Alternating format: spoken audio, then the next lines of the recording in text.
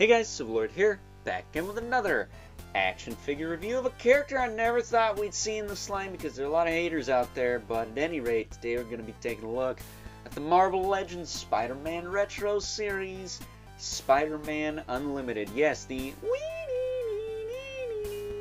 Spider-Man from that crazy 90s show that I actually thoroughly enjoy. Call me crazy, but it's a guilty pleasure of mine. Kind of like Marvel Legends.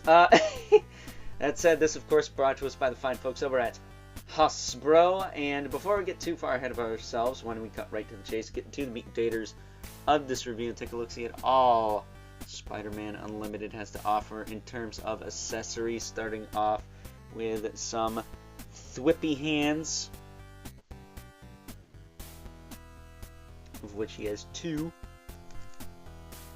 and some wall crawly hands. Now, I would have liked a Peter Parker head from this specific cartoon, but I guess I should count my blessings that we got this character at all, even though I'm pretty sure Moreland killed his ass in the Spider-Verse comics, which, of course, they'd kill a Spider-Man I like, right?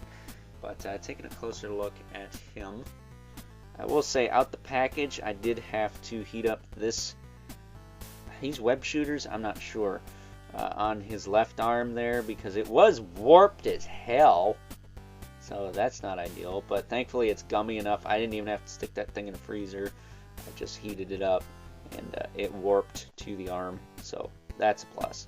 But yeah, really cool looking figure. I think he could have used some cell shading, especially on the face and maybe on the reds, just to really sell the fact that, yeah, this is Spider-Man Unlimited. But as far as articulation on this guy goes, his head can look up about that far. Actually, very far. I'm surprised. Yeah, that's pretty limited, but unlimited is limited. But you can look down, you can rotate side to side, tilt side to side. His eyes kind of bug out a little bit. I feel like the Scarlet Spider head would look better on this body, but I haven't tried that yet. He's got the beautiful butterfly. Swings back and forth. Shoulders will go up and down and all that good stuff. He's got a bicep swivel. And the arms will rotate all the way around. Hindered a little bit by this cape, which does not rotate, which does kind of suck. It's glued into the back. And there's like nothing you can do with that.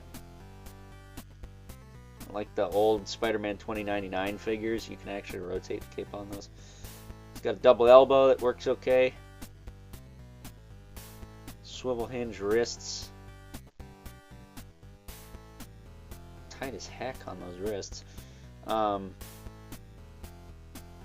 Ab crunch. Leans that far forward. This far back. Waist twist. I believe he's using some Sunfire parts, especially like in the arms and in the legs. Legs will kick out pretty far. I mean, it's not terrible. Back down, forward and back. He's got a thigh cut. Not too gummy on the thigh cut either. Seen worse. Double knee. That works pretty good. It's got a boot cut. Not too gummy on the boot cuts. A little gummy. But nothing egregious really. They're actually fairly loose. But I don't really want to heat that up and pop it apart. This side I can tell there's something in there, but I really don't want to risk snapping those. Because normally I would just heat these up, pop them apart, put some soap in there, happy days. But lately, the stuff's been snapping when I'm trying to do that. And I don't know if that's just Hasbro's plastic quality going down the toilet or what, but it's definitely not ideal, I can tell you that much. He does have a hinge in the foot, however, with a rocker and peg holes on the bottom of the feet. So, you know, aside from the lack of cell shading and, you know, Peter Parker specific to this look head, I really don't have a lot of complaints with this figure. Yeah, I had to lube up the biceps, and I'm probably going to lube up those boot cuts, but that's going to require a little bit more work. It's not just going to be as simple as, well, popping stuff apart and whatnot like usual.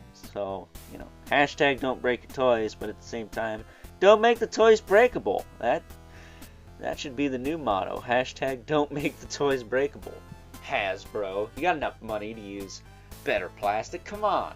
I would think it costs the same. So, with that being said, it's time now that we move right along and take a look at some size comparisons. First up, here's good old Spider-Man Unlimited alongside a couple other heroes, anti-heroes, I'm not sure, but they both got spiders on their chests from this Spider-Man. Well, these two are more or less just Spider-Man carded figures, not so much retro carded figures, but we have Spider-Boy and Agent Venom, a very controversial Agent Venom for a number of reasons, but we'll talk about that when we get to his review.